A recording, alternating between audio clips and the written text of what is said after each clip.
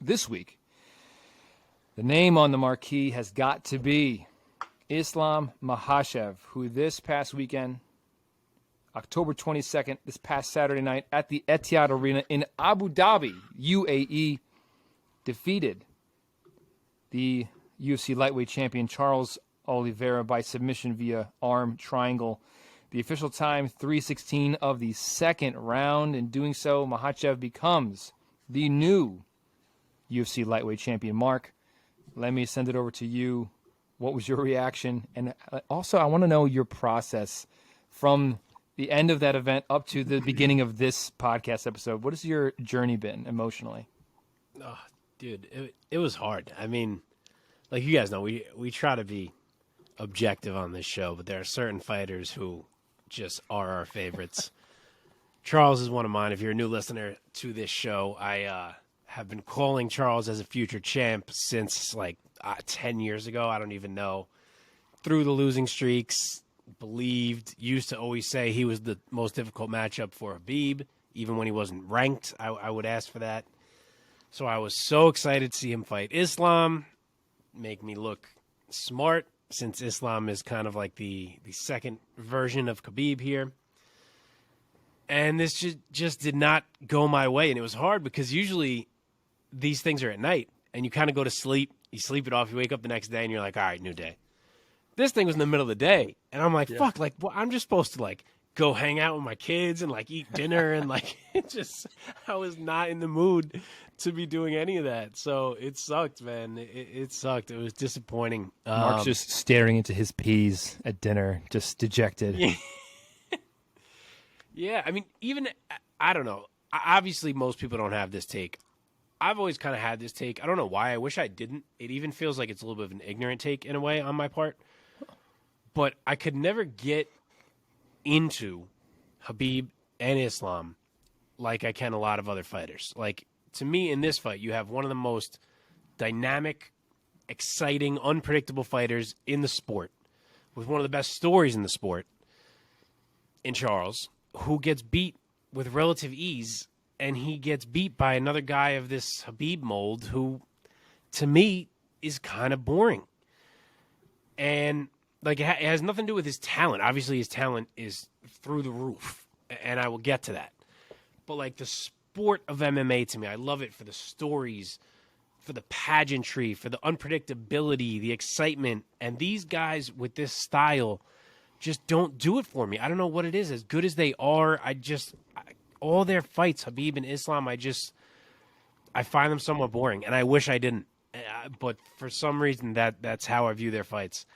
So I don't know. I feel like the lightweight division almost loses buzz to me with him as champ, but I'm sure you guys probably feel different. I'm sure a million of you listeners feel different. For some reason, that is how I'm wired. But let me move past all the negativity and get to the fight. There was one aspect of the game that swung this whole fight, and it was the striking improvement of Islam Makhachev. We've always known Islam could strike through all the comparisons he gets to Khabib. We've always noted that he's a better striker than Khabib was. Javier Mendez has always noted it. It's kind of accepted. But he wasn't ever someone who appeared to be some elite striker. And the jump that he seemingly made from his last fights, and maybe we just haven't seen it for a bit because he was able to take these guys down so easily. So maybe he has been making these jumps in the striking and it was hidden almost because he didn't have to use it, so we didn't know it. But the jump that he seemingly made coming into this fight was incredible. I thought, as I said on here last week, that the striking would be the key for Charles. I thought maybe he'd be able to overwhelm Islam there. And it was the direct opposite. Islam's straight left was an absolute laser. It was a piston. His timing was perfect throughout. Every time Charles stepped in, he made him pay. And yeah, the fight did end on the ground, but in the actual ground exchanges, like what we saw in round one, Charles did fantastic. Islam wasn't able to do much of anything. There was no sub-attempts. There was nothing even really close. There was no big shots on the ground necessarily. Charles was active on bottom. He was threatening himself. He was mixing in some elbows from the bottom. He had the up kick. It was really, really competitive. And really all of round one was competitive. And then round two was pretty close again, if you remember. It's funny because in retrospect, it feels like that fight wasn't competitive. But it was. It's just that the ending wasn't. in round 2, even Charles is stuffing takedowns. I think it's 2 takedowns that he stuffed in the beginning of that round. And you're like, wow, okay, maybe Charles has decided he's going to keep this standing now. We're about to see how this plays out on the feet.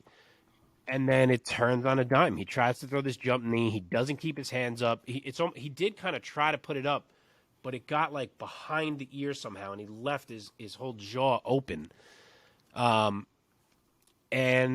Islam lands clean with the right, drops Charles, drops him to a point that Charles was, I guess, a bit stunned, and he kind of let Islam dive right into that position where Charles' arm was already up over his head. And then by the time he really had his wits back and tried to fight it or tried to roll to his side, there was nothing he could do it, and it was too late. So to Charles' credit, I feel like a lot of people are treating it like it was dominant. And like I said, I get that because the ending kind of made it feel dominant, but it wasn't. It was a competitive fight to the point that if it was to happen again, I don't think there's any reason to think Charles could not be live in a matchup with Islam. But to Islam's credit, he took the one aspect of his game that made me think maybe some of these guys could beat him, and he turned it into a strength that just let him dethrone the champion. So pretty incredible. And if his striking is this good, I don't know who's taking this belt off of this guy. So the lightweight title is back in Dagestan. It took a little hiatus. It has gone back, and it may be there for a while. Omar, what was your reaction to the performance of Islam as well as the performance of Oliveira? One of the main takeaways that I had was I expected Charles to do more.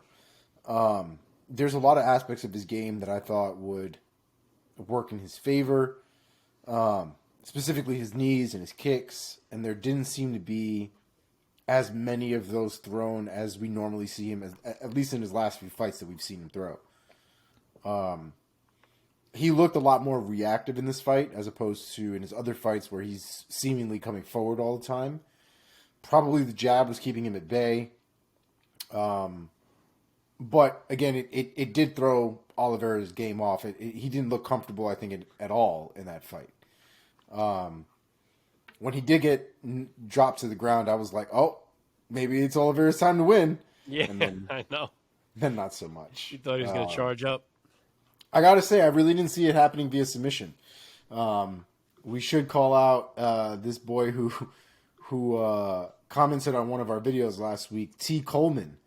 Islam by sub and with ease. Why didn't I see that comment? I never even saw that. I didn't even respond to it until after the fight happened, and then I was like, you get credit for that because who the hell? Yeah. So it was rough to watch. That's weird. Yeah, it was rough to watch. I expected more from Charles. I didn't get it. I kind of agree with Mark a little bit on the Islam and Khabib thing, but I almost equate it to sort of like Floyd Mayweather, where Floyd Mayweather is very good at what he does. His defense is impeccable.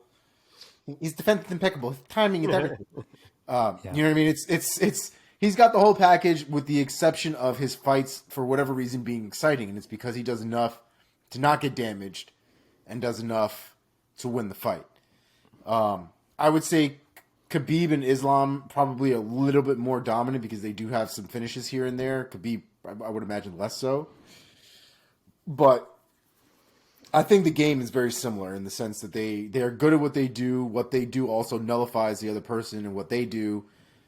And so we end up getting this sort of stagnant, one-sided fight that eventually will either lead to some sort of decision we're already assuming that they've got. On a rare, nice occasion, at least this was a finish that I didn't see coming, so that was definitely an exciting portion of the fight. But it was just a disappointment as an Oliveira fan more than anything. And like Mark said, we do our best to be unbiased here, but sometimes shit just hurts. Yeah, man. I will say one take just to jump in that I really disagree with. I think it might have been Luke Thomas who said this, and I was surprised because I have a hard time disagreeing with a lot of what Luke Thomas says because I find him to be such a smart, very thoughtful guy in the MMA world, sometimes to a fault, and which drives me crazy sometimes. He definitely knows how to use a lot of big words, I can tell you that. Yeah, man. And this was a take that he actually gave pretty strongly, which I disagree with. I wonder what you guys think. He said something like, at this point, given the performance of Makhachev over Oliveira, since Oliveira against Khabib was the matchup that everyone always wanted and we never got, given how this night went against Makhachev, we can know how it would have gone against Khabib. And I completely disagree.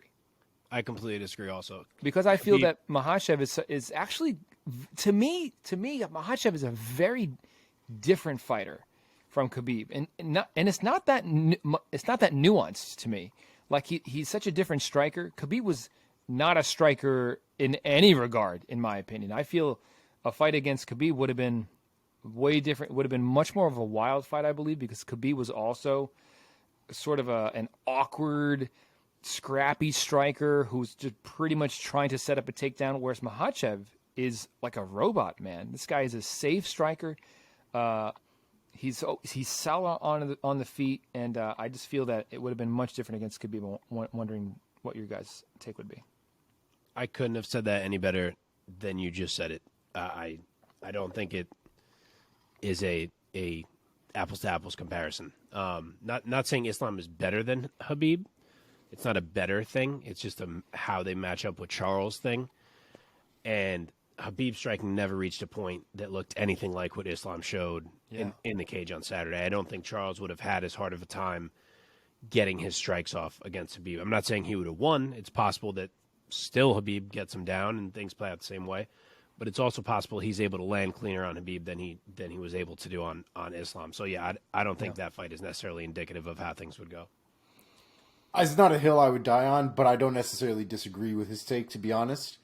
I think at the end of the day, that fight goes down to the ground regardless of how it starts. Khabib was one of those guys that pressure fought. If you look at the way Khabib fought, the way that Kane fought, the way that DC fought, they'll take some shots, but they're going to go forward and they're not going to back up.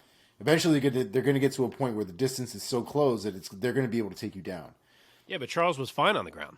The only time he wasn't fine on the ground is when he got rocked.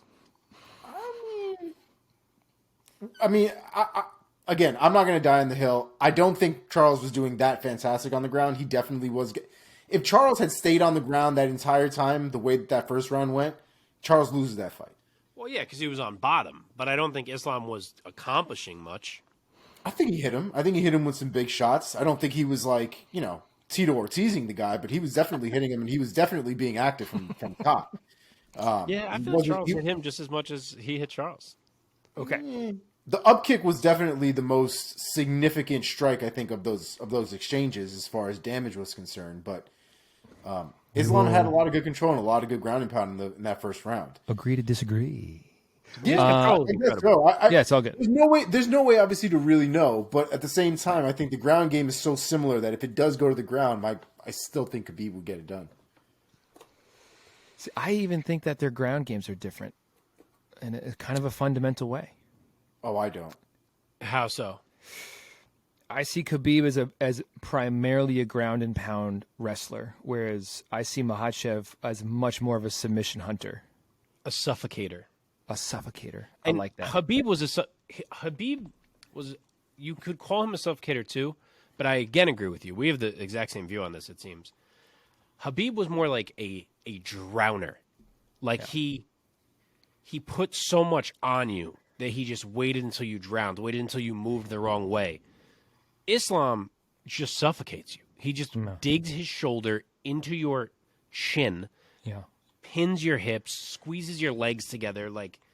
And Khabib did those things, but it's Islam's whole ground game, I feel. There's not as many openings in Islam's ground game. Yeah, and also, I don't know. I feel like somebody's doing some fuckery with heights because to me, Islam always looks like a giant at 155 compared to his opponents. He does. He looked. There was a girl that I was watching. I went to watch the fights this weekend with people from Tampa Muay Thai, and so we all got together and watched it at a bar and ate some food and stuff like that. And one of the girls that I trained with was super pissed off that this fight even happened because she's like, Islam looks so much fucking bigger than Oliveira. She's like, it's not even fair. He looks like he's an entire weight class above Charles Oliveira. And while I don't necessarily agree with that take, I have to admit that he did look pretty goddamn gigantic that night of the fight. I've heard a lot of people say this, and I got to be honest, I didn't notice.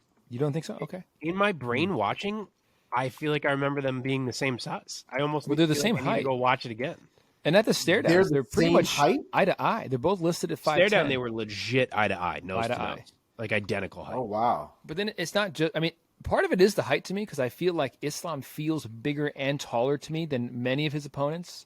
I'm like, God, this guy's like, he's so big at 155. But then I see it, he's only 5'10". It's like I always think that he's like at like 6 foot or even 6'1". But also I looked and Khabib is listed at 5'10". So there's some BS. Well, they Why, you both. think Khabib is taller than Islam? No, I think Islam's much bigger than Khabib. Really? I feel like they're like the same height. Okay, I don't know.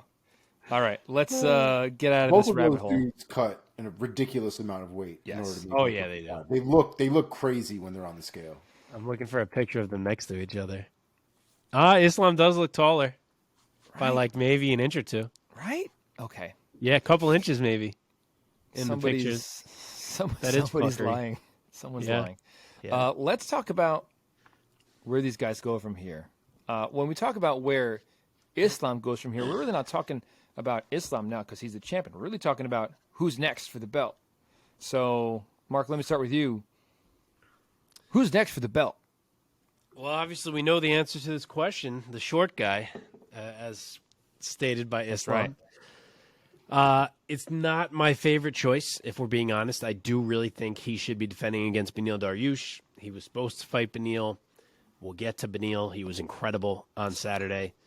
I wish that's the route we were going. I wish Volkanovski was going to defend once more at featherweight, and then we could do this. I just don't like... I never love when a guy becomes the champ of a division and then immediately takes on a challenger from another division. Like, it just feels off to me. I'm like, let that guy, like, earn being the champ first for a second. Let him defend it once. Then someone else from another division could come. Like, the doing a super fight right away thing feels kind of weird to me. So, yeah, I don't know what I think of Volk's chances in that fight. Like, if Charles couldn't get inside to strike successfully, I really don't know how Volk will. Obviously, he is significantly smaller than Charles and Islam. But he's also really, really hard to keep a hold of. So who knows, I guess. Obviously, we'll break that one down when the day comes. But it seems like that's where we're headed. It's going to be in Australia, so there'll be a little bit of an edge for Volk in that way. So we will see. That'll be weird, man. I saw Volkanovski say about himself. He's like, I've got little legs, mate. Or like something about him having such small legs that it's easy for him to get back up. I'm like, okay. I mean, I get it. I'm Googling his height right now. 5'6". I feel like he's, I was going to say 5'5", so he's 5'6". Oh. Yeah. What's the reach? I know he has a big reach. For So his height. reach is 71. Wow. So that's What's a 5'11" Charles' reach. Charles is 74. Yeah, so see, it's still. What's Makhachev's reach? 71.